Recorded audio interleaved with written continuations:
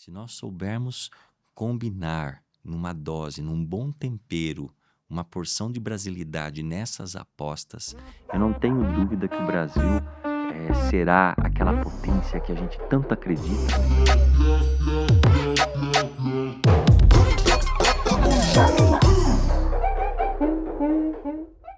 Bem-vindos a mais um episódio do Faz e Fala. Estamos aqui, num espaço que a gente explora movimentos que estão moldando o Brasil, trazendo muita inspiração e trazendo uma narrativa positiva. O que dá certo nesse país e por que a gente está aqui fazendo conversas com líderes, com empresários, com criadores, com criativos. Então, é uma conversa para fazer ponte. A gente adora uma ponte, não um muro. Então, é um pouco o nosso dia de hoje. E eu estou muito feliz de ter você, Estevão Sarteroli, aceitado o nosso convite, porque você é um fundador de uma marca que eu adoraria ter feito. Sabe aquelas marcas que você fala assim, essa marca é uma marca que eu gostaria de ter feito? Essa é uma que é a Dengo, né? A gente sempre usa como referência, a gente dá muitas aulas, palestras e cases, e a gente acha que uma marca que constrói tanto valor para o Brasil, né? Que pegou uma coisa que é quase uma commodity, era vista, né? Cacau, e transformou ela num valor incrível, num negócio que cresce com propósito e resultado. E essa junção é uma junção linda, né? Porque não existe, eu acho que uma sem a outra. Então, para começar a nossa conversa, muito obrigada pela presença, por ter aceito o nosso convite. E eu gostaria de perguntar da sua jornada pessoal, né? Me conta um pouco de você. A gente não se conhece muito. Exato. Então, conta aí para todos que estão nos ouvindo. Como é que Antes de mais nada, um prazer te conhecer também, Ana. Obrigado pelo convite de estar aqui no Faz e Fala. E espero que a gente tenha uma troca aqui juntos mais saborosa do que um bom dengo, um bom chocolate. Opa! Falando um pouquinho de mim, eu sou terceira geração de imigrantes italianos no Brasil, filho da roça do interior paulista. Meus pais nasceram no interior paulista, meu pai é agrônomo, sempre ligado ao cultivo agrícola também. Meus avós também trabalhavam com a terra. E eu acredito que parte da minha conexão hoje com os produtores de cacau e café vem dessa conexão que tive lá na infância. Que legal. Meu pai não deixou eu fazer agronomia, brincadeira à parte, né? A gente brinca um pouco disso, mas eu acabei me voltando, acho que depois dos últimos anos agora, para ser um dos apaixonados por agrofloresta, agricultura regenerativa e outros. Mas derivei, eu acho que minha geração foi a primeira geração a desconectar do campo. Sim, até um pouco pelas mazelas e as dificuldades que meus avós e meus pais passaram com dívidas no campo, as dificuldades de ser um produtor rural brasileiro. Então, desde sempre eu empatizei com isso. Fiz engenharia, sou formado em engenharia de produção e logo, ainda na engenharia, eu já tinha me apaixonado por trabalhar com bens de consumo. Tive uma passagem de um ano e pouco na tão desejada e querida por muitos de nós, Faber-Castell, que vem naquele imagético de como criatividade infantil. Né? Passei meteoricamente pela Siemens Mobile, naquele boom dos celulares no Brasil. E minha maior jornada profissional ainda hoje foi na Natura Cosméticos, onde tive lá uma longa jornada passando por diferentes áreas, cria da casa, e muito do profissional que eu sou hoje foi moldado numa visão de mundo, de uma construção de negócios que a Natura sempre me inspirou. Saí da Natura em 14 e saí para um sabático. Tirei um ano de sabático, li Comer, Rezar e Amar, brincadeira. Foi viajar pelo mundo, não? Viajei um pouco, estudei um pouco, fiz voluntariado e voltei para São Paulo em meados de 2015. Conheci minha esposa nesse ano, voltei para casar e abri uma consultoria bem boutique, que tinha interesse de me aproximar ao terceiro setor brasileiro para compreender um pouco dessa realidade. A história de Dengo começa a ganhar esboço em meados de 2016, fim de 2015. Guilherme, que é meu sócio Guilherme na Leal, Dengo, né? Exatamente, Guilherme Leal, que é meu sócio e cofundador aqui comigo na Dengo e um dos cofundadores de Natura Cosméticos, ele tem uma relação desde meados de 2005 com o território sul-baiano, quando chegou ali para uma área de veraneio. E como um bom líder empresarial, um exemplo de expressão ética de fazer negócios e ambientalista, desde cedo, ele se preocupou muito com a comunidade do entorno ali de sua propriedade. Sim.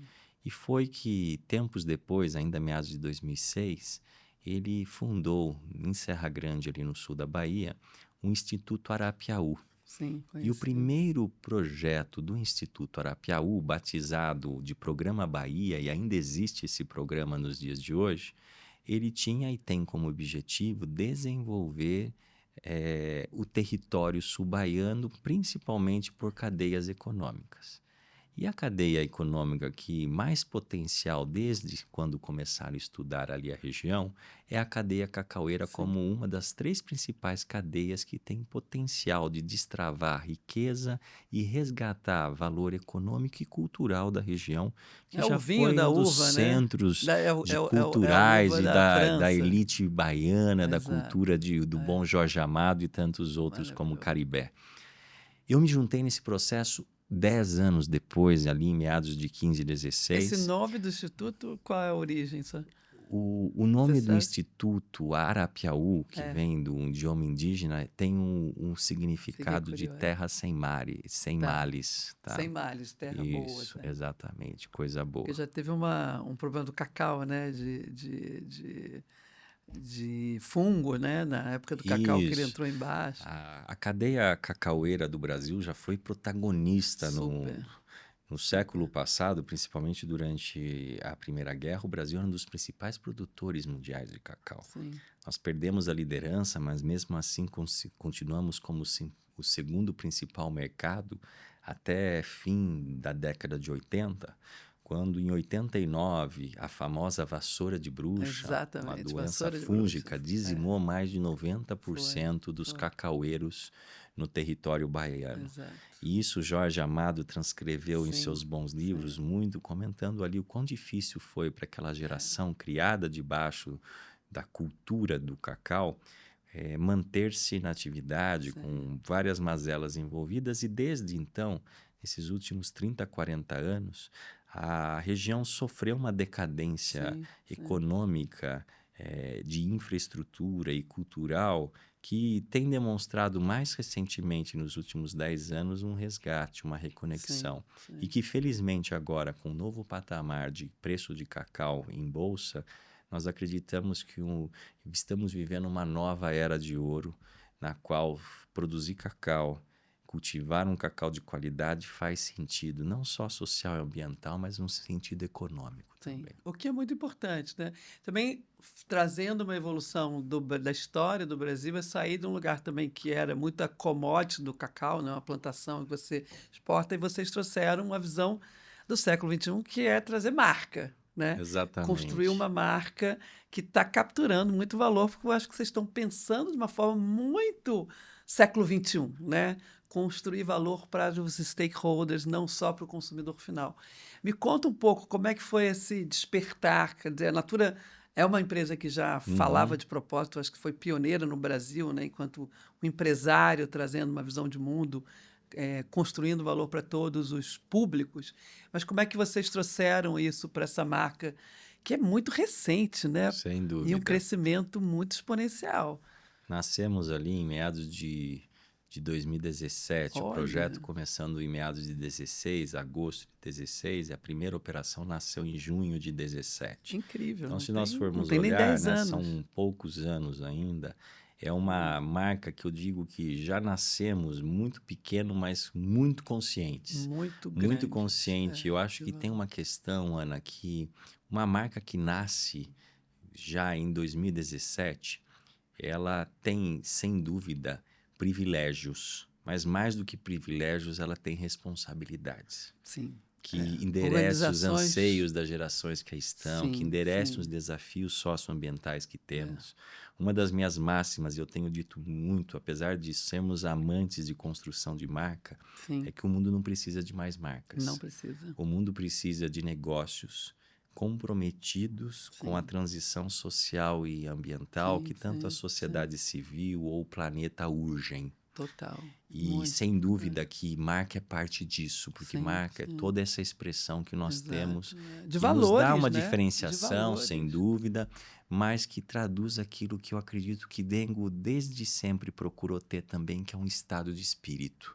Sim, É um uma marca estado com alma, mental, né? que é essa necessidade de a gente manter essa alma, essa essência viva, por uma marca que, sem dúvida, tem valores como respeito, empatia, Sim, sim, valor compartilhado, uma visão de sustentabilidade sim, transversal ao negócio sim. e que entende que não dá para a gente fazer mais negócios que visem só gerar valor ao acionista. Exato. Essa Essa visão de gerar externalidade valor para lá. todos, promovendo renda para todos e, Exato. sem dúvida, ainda o produto, por seu posicionamento de preço, ele não permite acesso a todos, mas eu acredito muito numa nova era de organizações que precisam precificar seus produtos a preços justos, e o justo não necessariamente ao barato que a gente está acostumado, para que a gente possa reinserir o mercado consumidor, Sim. tendo ele acesso a consumir produtos de qualidade, com Sim, dignidade sim, de sim, remuneração, dignidade Não de há dúvida. consumo. Mas você também está trazendo uma visão que, né, a gente considera, e a gente fala muito o que foi o capitalismo no século XX, né, que é o capitalismo para o shareholder, né, só para o investidor, e essa revisão da responsabilidade do papel das empresas no século XXI, porque senão o planeta vai acabar. Né? A gente sabe que a gente já está numa visão, né, de que pode vir a ser uma finitude. E aí vocês trazem essa visão que é trazer para o ecossistema um olhar do ecossistema de valor como um todo. Porque não é só o consumo que você está gerando valor, você está gerando valor também da forma que você está remunerando quem planta e a forma que você planta. Né? Então, me conta um pouco esse modelo que é sustentável na sua essência, no seu core. Acho que uma das contribuições que esse novo capitalismo nos trazem é cada vez mais a importância desse pensamento sistêmico e integrado e reconhecer que marca e negócios, tudo está interconectado. E a gente precisa construir negócios coerentes e consistentes. Aliás, eu tenho sempre dito que uma das palavras no universo de marcas que mais me atraem hoje é coerência.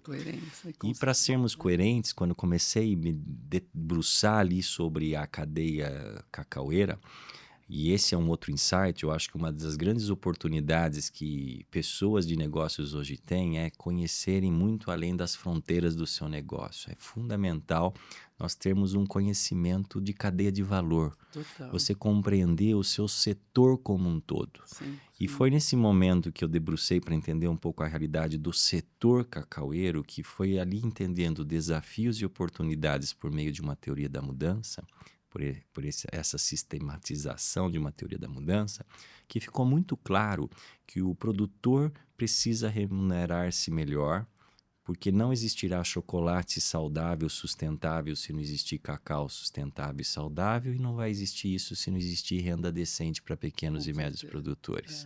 Esse foi o nosso primeiro aprendizado. E combinado a isso, reconhecer que nós ainda temos uma categoria no Brasil que é mais uma categoria do doce do que do chocolate de verdade. Perfeito. Só para conhecimento, hoje o brasileiro consome em média 3 vezes mais açúcar do que o recomendado pela Organização Mundial de Saúde. Nós estamos anestesiados numa piscina de açúcar. Então, um dos compromissos iniciais desde o dia 1 foi como a gente constrói um portfólio de produtos que oferece ao nosso consumidor um chocolate de qualidade. E para nós, a alimentação de qualidade começa com saudabilidade. Que seja saudável. Como? Leva mais cacau, menos açúcar, sem gordura hidrogenada, sem aromatizantes e sem outros químicos desnecessários. Algo que a gente há muito não utiliza é, por exemplo, aromatizantes. Os aromatizantes, por exemplo, na cadeia cacau-chocolate, ele tem um objetivo primário que é ocultar notas defeituosas de um cacau de baixa qualidade.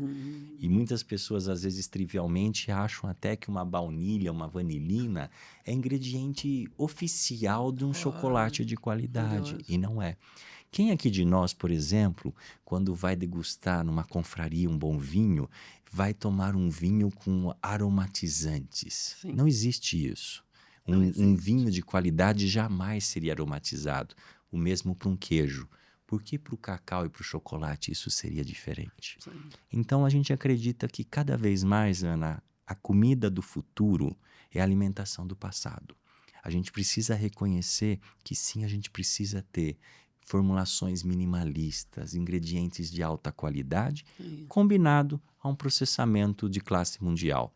Não existe muito milagre, apesar de ter uma química e uma alquimia que, sem dúvida, constrói um universo mágico e sedutor dessa categoria que é tão amada por tantas pessoas no mundo.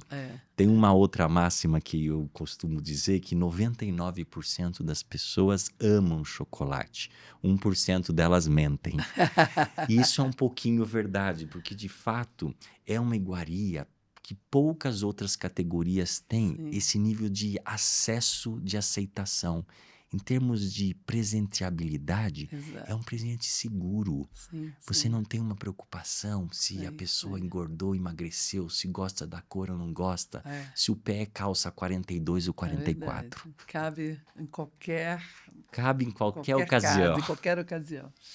Mas o que eu acho curioso é que você está falando aqui de duas pontas, né?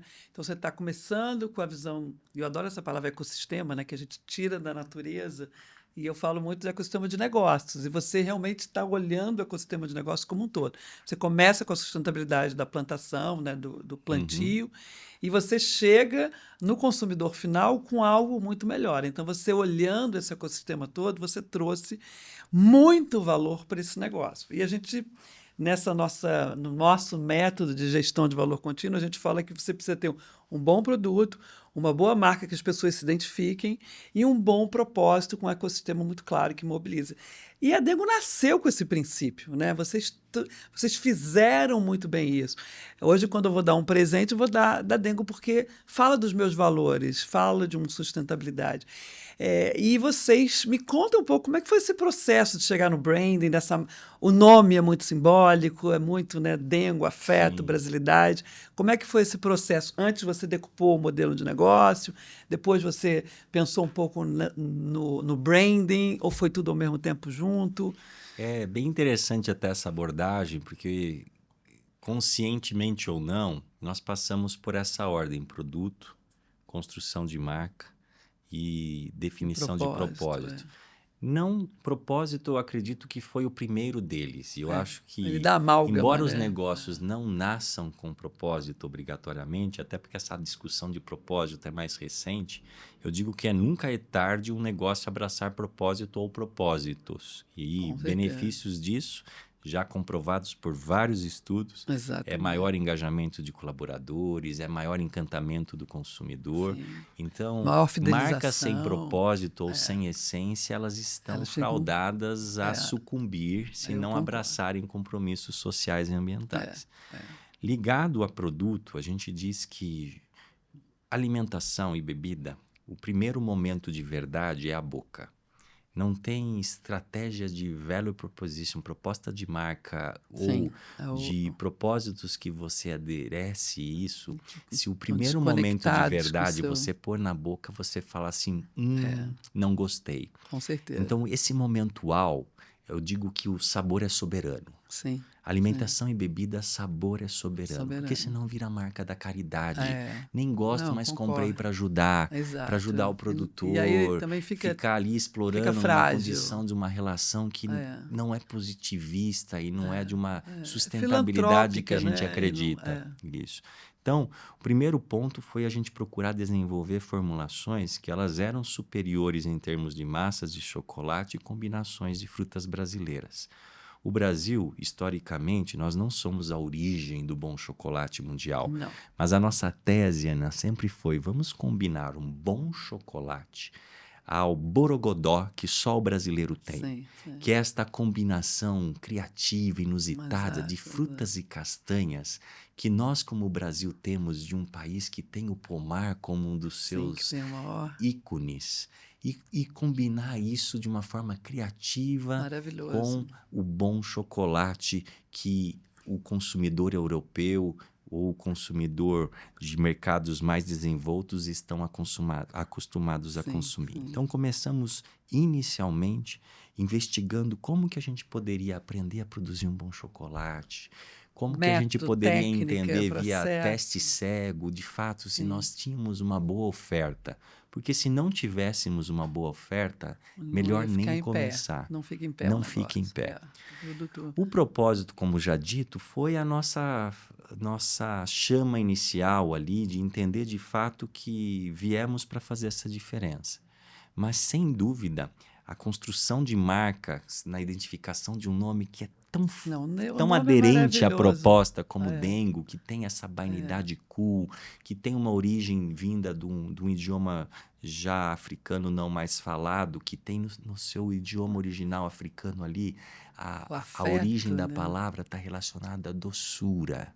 Está relacionado, e quando chegou em território brasileiro, assumiu essas outras conotações, como afeto, carinho, como achego, conforto, e que traduz um monte de coisa boa, só tem conotação positiva essa palavra, e que, inclusive, ela é facilmente pronunciável em diferentes geografias, dando uma abertura já lá nos seus primórdios que a gente cogitava assim, construir um negócio que poderia ser um negócio em que a gente se orgulha como um novo presente ou gift Brasil. E já aconteceu, né? Sem dúvida, uma jornada longa. Você sabe, como construtora de marcas, o quão difícil é a gente internacionalizar marcas brasileiras. É um processo, é uma jornada, mas numa recência de internacionalização que temos com a França já há 2 anos, os primeiros resultados têm nos mostrado entusiastas e que nos estimulam a continuar crescendo e seguindo um plano de expandir no Brasil, mas acreditando também que a gente pode e deve exportar para o mundo a boa brasilidade. Perfeito. O que eu chamo dessa boa brasilidade? Esse estado de espírito alegre, positivo que o brasileiro tem, apesar das adversidades da vida. O mundo hoje ele não está, talvez, numa das suas melhores cenas. A gente vive uma realidade um tanto cinzenta. E empacotar um pouquinho desse jeito brasileiro de ser. Né? A gente tem aquele lado que a gente chama do jeitinho brasileiro, que às vezes nos gera asco. E eu sei que eu tenho uma relação talvez até polar com isso no Brasil, porque ao mesmo tempo tem aquele lado que nós, como brasileiros, nós nos envergonhamos. A gente precisa cada vez mais também ter orgulho de ser um povo quente, caloroso, afetuoso. Isso é valor, né? Isso é valor. Isso é valor. E isso a gente precisa exportar. Um dado recente até de um estudo conduzido pelo governo mostrava sobre o Brasil que a gente quer ser. E algo ali, apesar de a gente ter, sem dúvida, as nossas frustrações e incômodos, nós somos ainda um país que tem esperança, que tem uma visão positiva sobre viver. E no mundo, né, que não sei se você já leu esse livro, né, o Lonely Center, que é o mundo hoje está o mais solitário, as pessoas estão sofrendo de solidão, morrendo de solidão, é uma coisa tão triste, né? Não tem contato. A gente tem um mundo que também tem a festa, que tem esse calor, e todo lugar tem um lado ruim e um lado bom, né? Assim, eu morei anos nos Estados Unidos, assim, coisa boa, coisa ruim, só que a gente olha muito para fora e pouco dá valor às coisas boas aqui. Vem aí o Laboratório de Ideias Faz e Fala, no dia 19 de setembro no Rio de Janeiro. Garanta agora o seu ingresso. Esse processo, ele é tão redondo nessa construção de vocês, né, desse branding alinhado, que vocês estão... Como é que foi o day one quando vocês pensaram? Porque vocês têm a loja, a experiência, o presente, tudo está se dando de uma forma muito fluida. E o crescimento de uma marca tem menos de 10 anos, né? É tão rápido.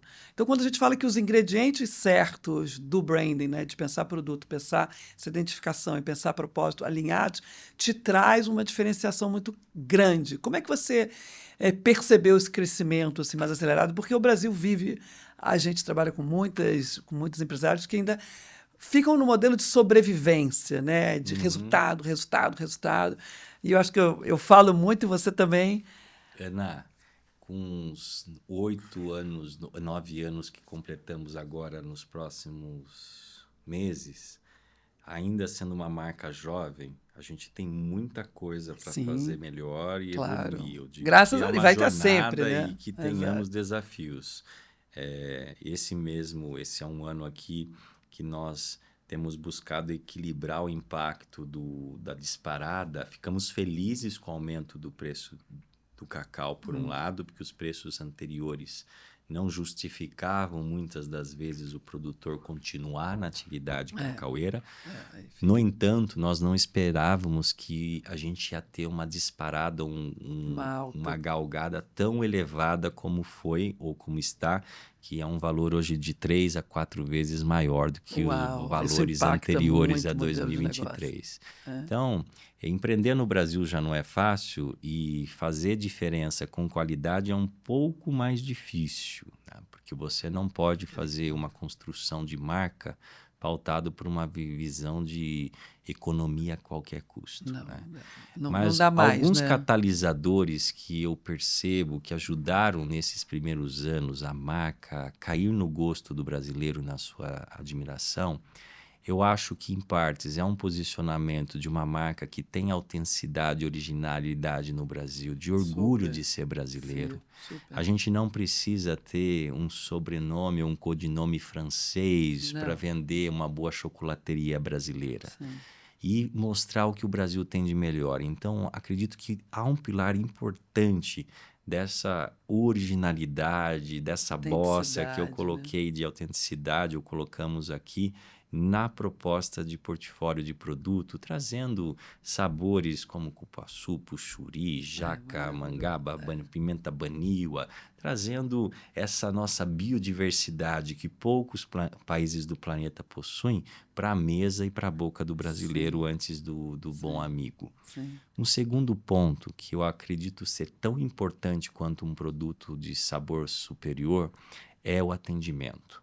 Quem aqui de nós já foi num lugar que até gostava de consumir aquele drink ou aquele prato e foi mais atendido e nunca mais voltou? O contrário até acontece. Às vezes a gente chega até a tomar um chopp quente num boteco, alguma coisa, mas a gente gosta tanto do atendimento que a gente até fideliza. Então, um dos aprendizados, e eu acredito que isso também foi um catalisador da nossa performance no varejo, foi, de fato, a gente procurar desde o princípio, a gente ter um atendimento caloroso, humanizado, sem ser invasivo. E isso é diferencial, a gente percebe, inclusive, na Europa, com as 2 operações que a gente tem na França. Uma das coisas que as pessoas mais amam, ainda mais com esse ambiente de solidão, de distanciamento social que as pessoas têm vivido, é esse acolher, esse receber afetivo, caloroso e próximo. E o terceiro é a proposta de valor, mas reconheço que a proposta de valor mais consciente que temos é o que chega depois. E a gente entende que, de fato, deve ser dessa forma. Até para não ter forçação da barra. Não adianta a gente falar que é um projeto, um negócio de renda digna, de consumo mais consciente, ou que conserva a natureza por ter 100% de cacau advindo de agrofloresta, se a gente não faz o básico bem feito. E para nós, o básico bem feito é produto de qualidade superior, saboroso e saudável, combinado um atendimento que respeite o consumidor. E fazer o básico bem feito, no mundo que a gente vive hoje, já não é fácil. Passa a ser um diferencial. Diferencial. E às vezes o que é básico para um também não é básico para o outro. Escolha suas batalhas. O varejo hoje, sem dúvida, é desafiador. Manter um elevado nível de serviço num segmento que já não é mais sexy, principalmente quando a gente fala trabalhar muitas das vezes no shopping, a gente agradece aos nossos especialistas e a gente seleciona com muito carinho eles, porque os nossos especialistas que ali estão atendendo os nossos clientes nas lojas, eles são tão importantes quanto o cuidado que a gente tem do produtor, a fábrica de produzir um bom chocolate. Vocês criaram uma experiência de loja muito única, até a forma de comprar, voltou ao granel, virou um presente. Tem também a pessoa que é o especialista em chocolate. Como é que tem um nome essa pessoa? Ele é um sommelier do chocolate? O que vocês chamam? No mundo do chocolate, o correspondente de um sommelier, que é aquela pessoa que degusta e tem uma crítica sobre o sabor do vinho, não há um consenso global, mas o nome mais próximo seria um chocomelier. Chocomelier. Para o fazedor de chocolate, que é aquele que é responsável de pegar o grão do cacau e transformá-lo em massa de chocolate, o nome mais comum é o que a gente chama do inglês chocolate makers.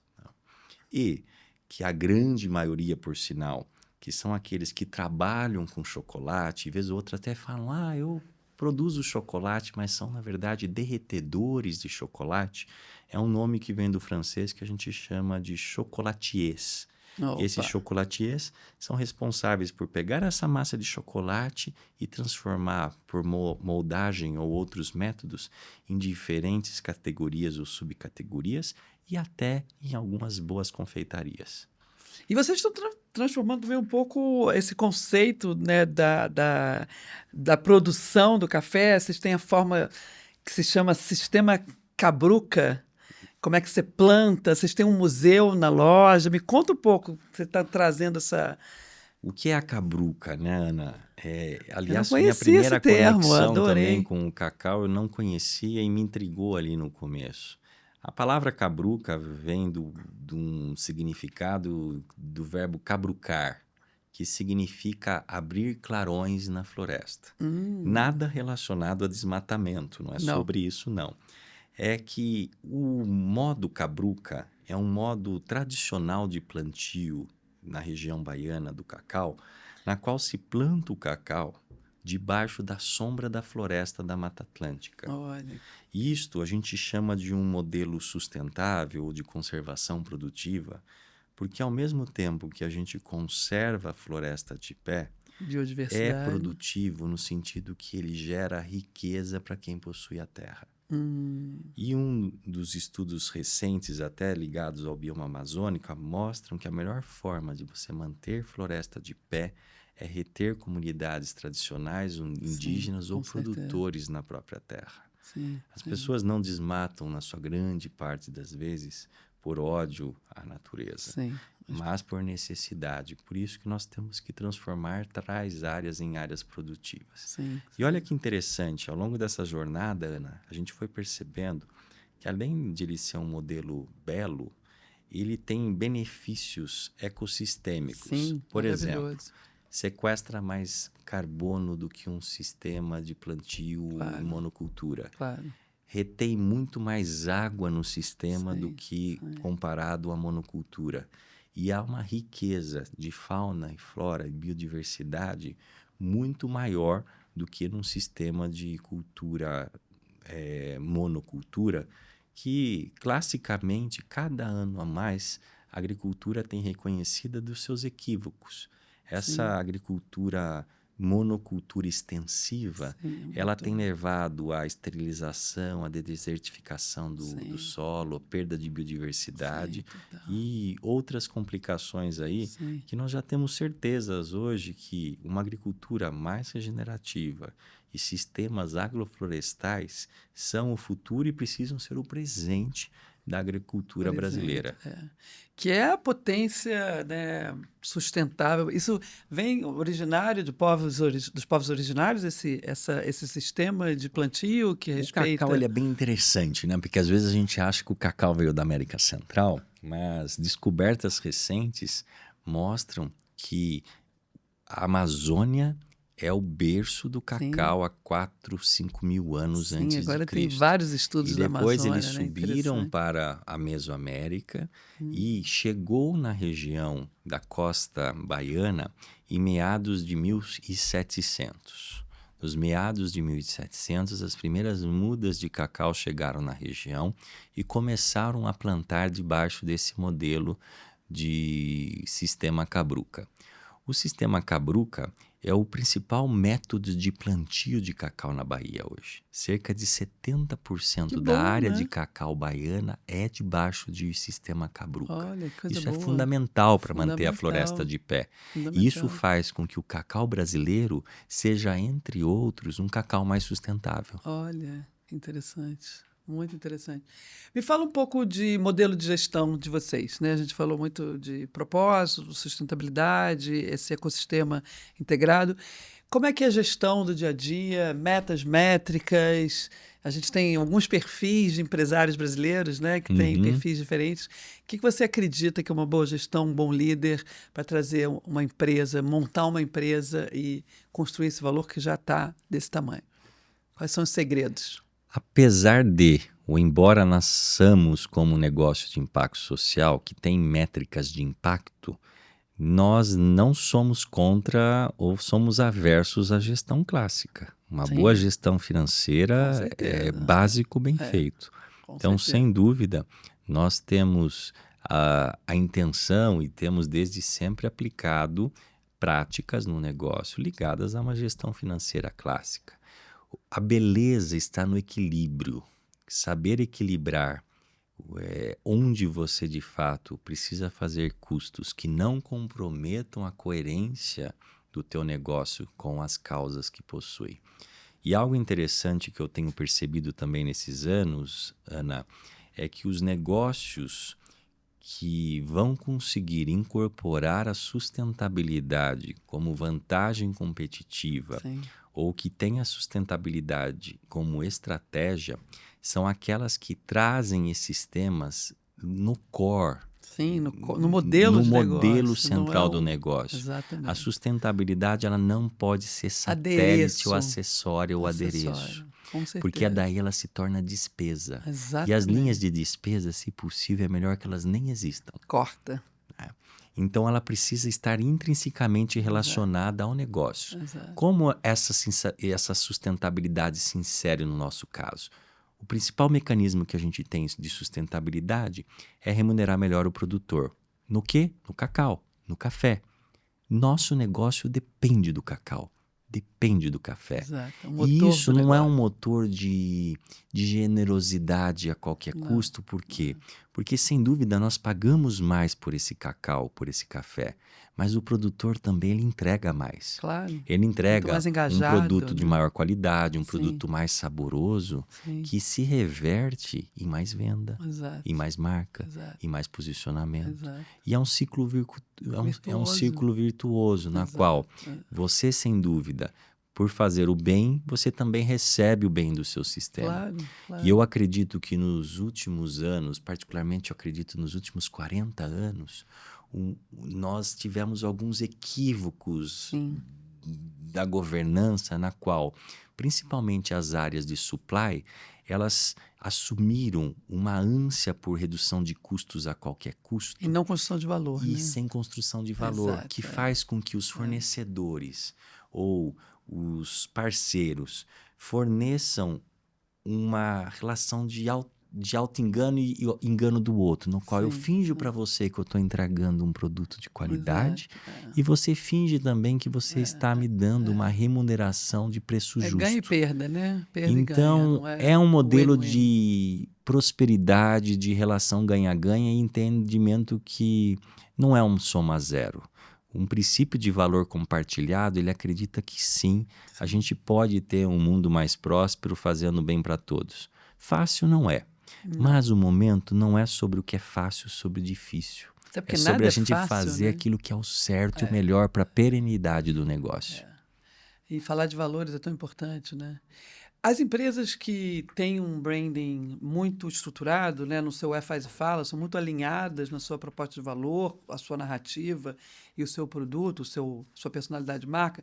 Em geral, elas não precisam investir tanto em campanhas, em mídia, em performance. Vocês veem esse equilíbrio? Por exemplo, a Apple é uma das empresas que menos investe em performance, em campanha de branding, em comunicação, porque ela já tem uma marca, né, na experiência, é tudo tão alinhado, o produto, a experiência. Vocês sentem isso também, que esse equilíbrio, que tem essa discussão, né, entre performance e branding e o quanto você tem que botar de dinheiro para aparecer. E me parece que vocês fazem de uma forma tão holística, de novo, que isso não vira uma tensão, ele vai...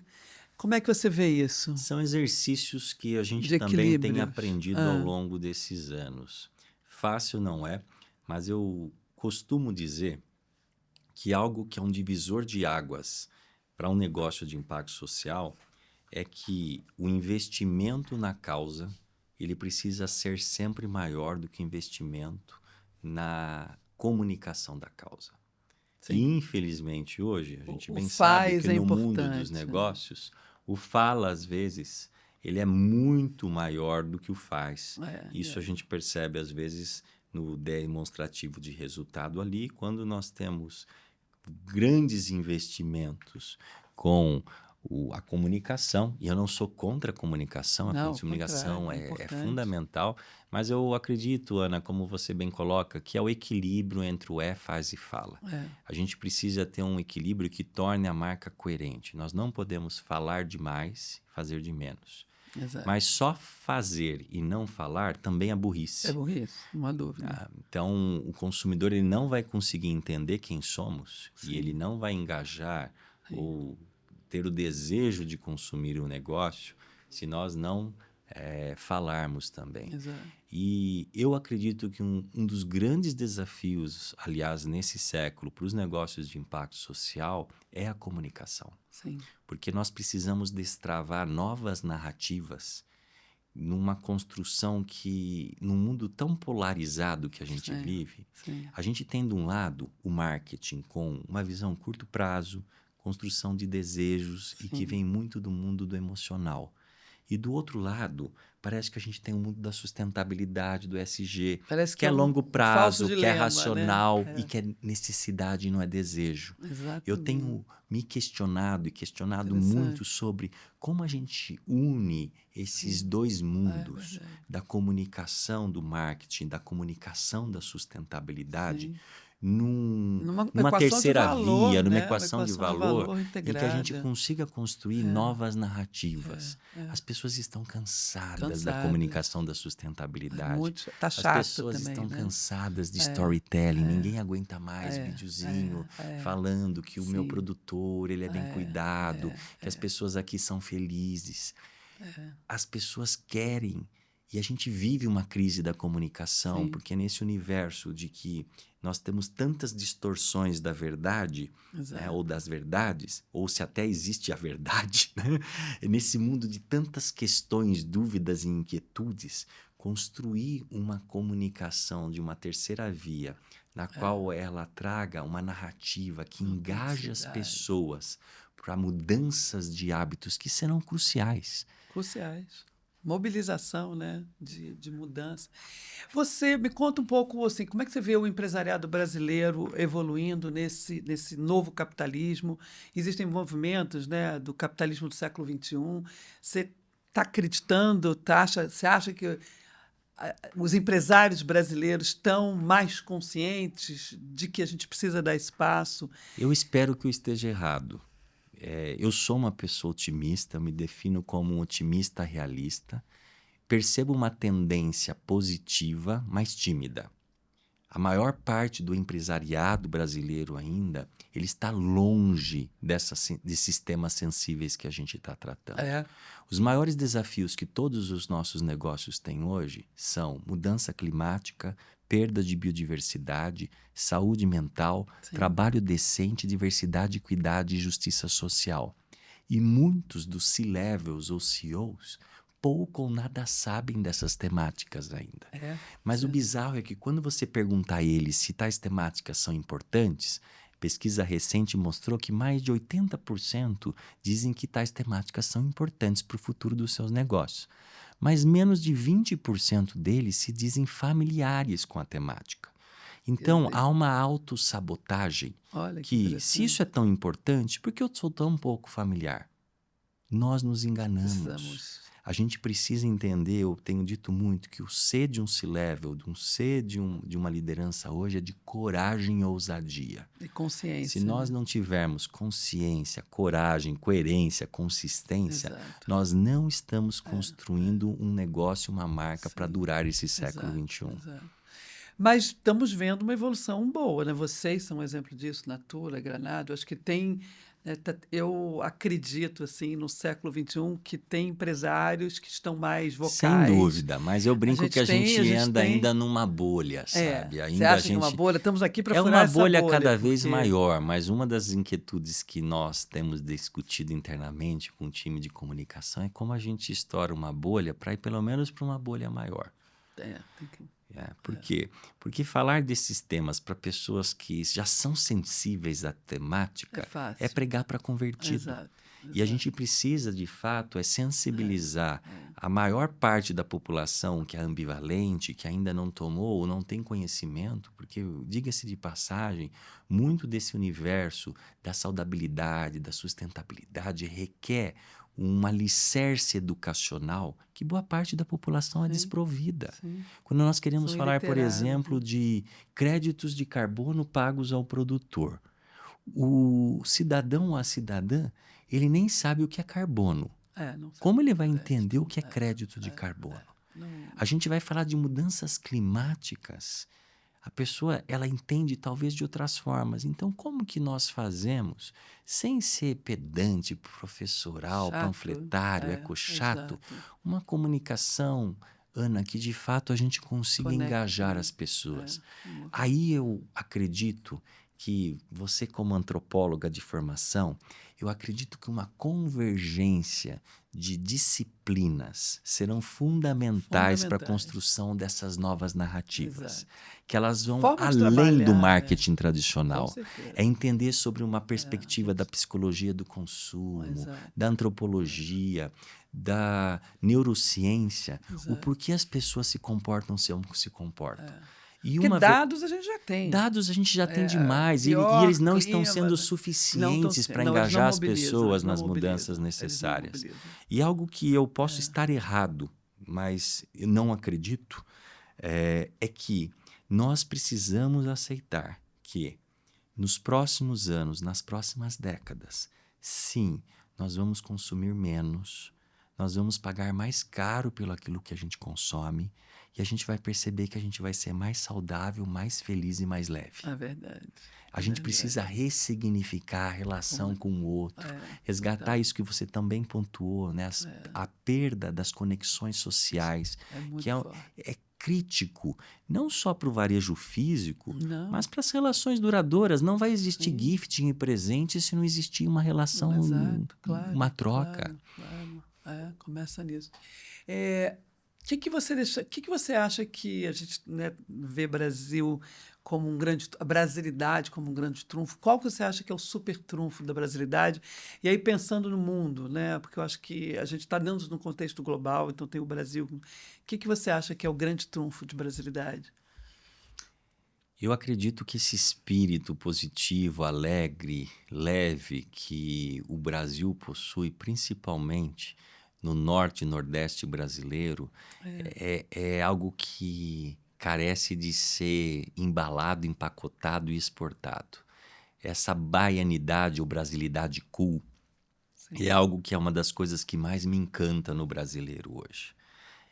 E reconhecer que, apesar das adversidades, a gente tem, com aquele amadorismo ou não, uma criatividade, uma ousadia de tentar fazer diferente e de seguir à frente. Sim. Isso é uma das coisas que eu acredito que o mundo mais precisa hoje, esse estado de espírito positivo, apesar das dificuldades que o mundo enfrenta.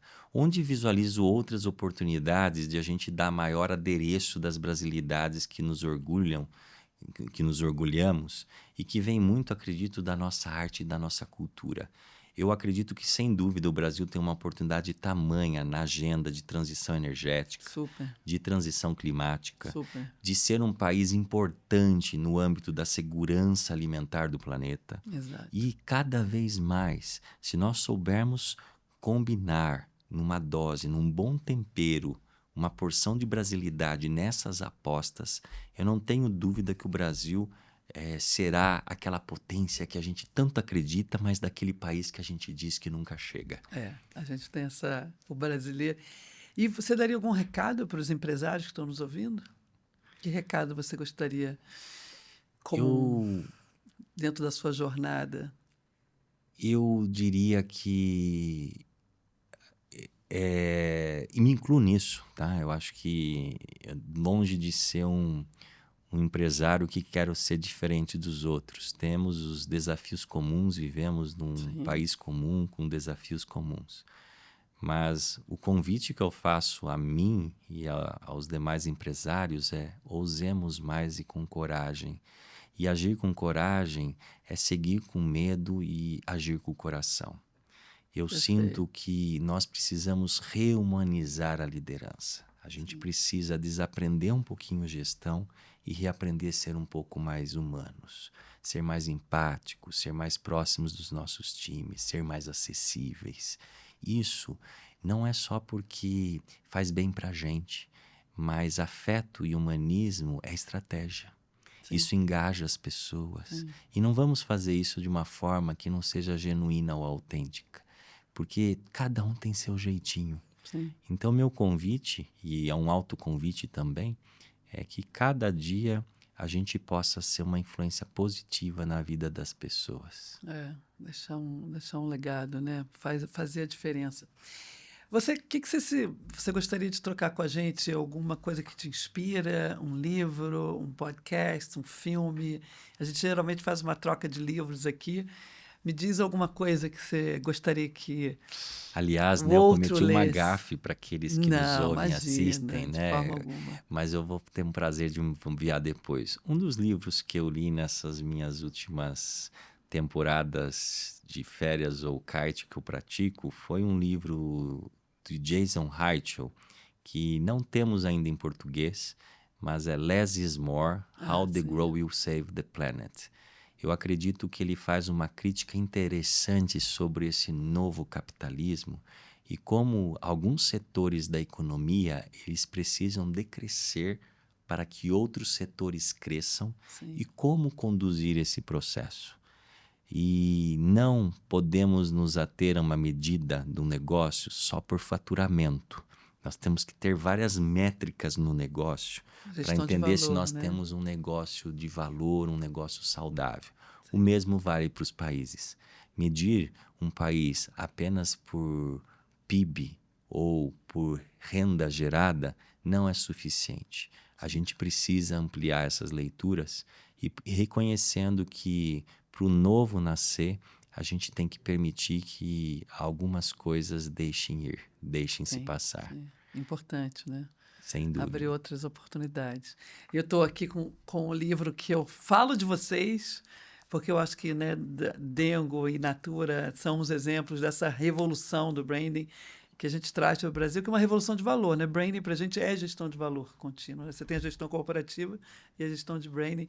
Então, gostaria que depois, quando você puder, dar o seu feedback. Muito obrigado, Ana, pelo presente. Aliás, já soube que é best-seller, né, por várias semanas. Feliz, porque é um trabalho de todos nós, né? Mudar aí a consciência de gestão de negócios no Brasil, né? E trazer isso. E eu acho que vocês são um mega exemplo. Parabéns pela conversa, parabéns pelo propósito, pela organização. E que eu acho muito legal, só para finalizar, traz resultado, né? Sem muita dúvida. Gente, não, branding, né? Resultado, gente. Resultado, eu queria falar um pouco desse. E a gente ama resultado, a gente ama lucro, isso é importante. Exato. Dinheiro no bolso também traz felicidade. Muito, super. Não é sobre o modelo O, é sobre o modelo E. Exatamente. Nós temos que entender que é sobre performance e propósito. Exato. Esses são os falsos dilemas que eu falo. Exato. E impacto. Exato. A gente tem que entender que a gente não precisa abrir mão de uma coisa para ter outra. Exatamente. É uma crença importante. Fundamental. Espero que todos que nos ouçam compartilhem com a gente, porque é um processo, né, que a gente vai nessa jornada de construção longínquo, mas eu acho que o Brasil está mudando e agradeço a vocês pela Dengo. E eu agradeço pelo teu Dengo também, pelo teu carinho, por me receber aqui. Agradeço a todos aqueles que nos assistem ou nos escutam e espero que todos nós possamos, como já disse, procurar cada dia a gente ser uma influência positiva na vida das pessoas que trabalham com a gente, Sim. que sem dúvida a gente vai ter negócios melhores para as gerações do amanhã. Muito obrigado pelo convite e muito Dengo para todos vocês. Muito bom, muito obrigada. Tchau.